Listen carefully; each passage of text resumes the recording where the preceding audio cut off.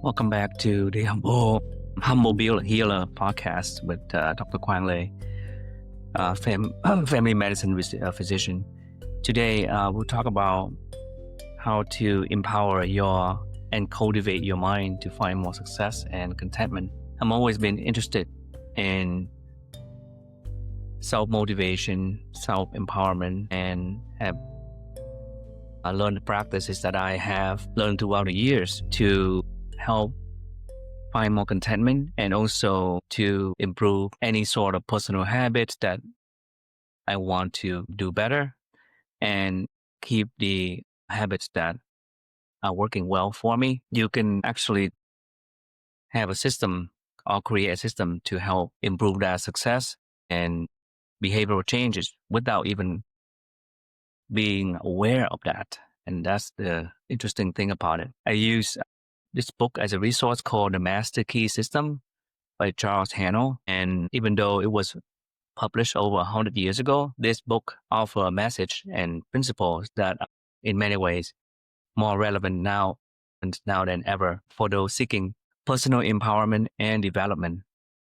This self-help guide does give a voice to the power of mindset, belief, and the cultivation of empowering thought habits in creating our lives and realities. This episode and more episodes in this series will show how you can consciously reprogram underlying thought patterns, assumptions, and internal limiting beliefs and move to the path of self-mastery, resilience, and life self-control. It's not much different from what a lot of psychologists and psychiatrists and therapists are doing on a daily basis to help their clients, which is cognitive behavior therapy, and to help change certain thought process in their patients. And since we are humans, which you cannot change someone's feeling or change the way they feel, but if you can change certain thought process, then you can change the way they feel. That's how you help them. And in order to change the way they think, you have to learn how to reach that process, something called subconscious mind or subconscious, to convince that person, including yourself, to change certain behavior. And if done in the right way and to repetition, eventually positive changes can be made, which will unconsciously influence a conscious behavioral pattern. So that's the bottom line. So let's start with learning about the subconscious mind or subconscious. The subconscious mind refers to the part of the mind that is not currently in conscious awareness, but still influences our thoughts, feelings, and behaviors. It acts as a vast repository for memories, past experiences, and automatic functions, and is responsible for a significant amount of mental processing that happens without our direct knowledge. Think of it like a part of an iceberg that is underwater. It is much larger than the part that is visible and drives much of what is happening. It's a vast storage of data. The subconscious mind stores everything you have ever experienced, from childhood memories to learned skills like riding a bike. Automatic functions. It is responsible for automatic movement like reflex, allowing your conscious mind to focus on other tasks. Influence on behavior. It can influence your behavior, motivations, and decision based on your past experiences and beliefs, sometimes even against your conscious will. For example, it might drive you to seek out a particular hobby based on childhood experience or make you feel uneasy about a person without a clear reason why. And that's what I was referring to, is how it influences on behavior. And it can affect, for example, in medicine or mental health, drug-seeking behavior that seeks out unhealthy habits like drinking or smoking and so on. So we can really apply this to help improve somebody's health and health outcome. This is very powerful among many, many other practical use for this method. A powerful processing unit, a subconscious mind, can process a large amount of information from your senses much faster than the conscious mind. Just think about how when you have a quiz or an examination and somebody answer you, the subconscious mind will help you based on what you have in your knowledge and process the new information happens very quickly. It functions without you being aware that is helping you analyze, coming up with a solution, and so on. Inner child, some psychologists suggest that the subconscious mind contains an inner child that is a repository of your earlier developmental stages, and can have a profound impact on your current happiness and health. And this has a lot to do with past trauma, either negative experience or even positive, happy memories from your childhood can really influence your state of happiness, or mental health, substance use disorders. Um, and there is a concept called adverse childhood experience called ACE, unfortunately, with that acronym, where a person that has gone through ACE is more likely to develop mood disorder, depression, anxiety, substance use disorder, and so on. So this is an important part of the subconscious mind, is that it stores these information and experiences and directly influence our behavior and state of mental health. So there is a natural creative laws governing the universe ultimately that operate based on harmony between your conscious and subconscious mind, directing energy and thought. And here's a quick rundown of how that works. The universal law exists which responds directly to human will and thought. And just as the law of physics operate mechanically, mental and spiritual laws operate according to belief system held in the consciousness.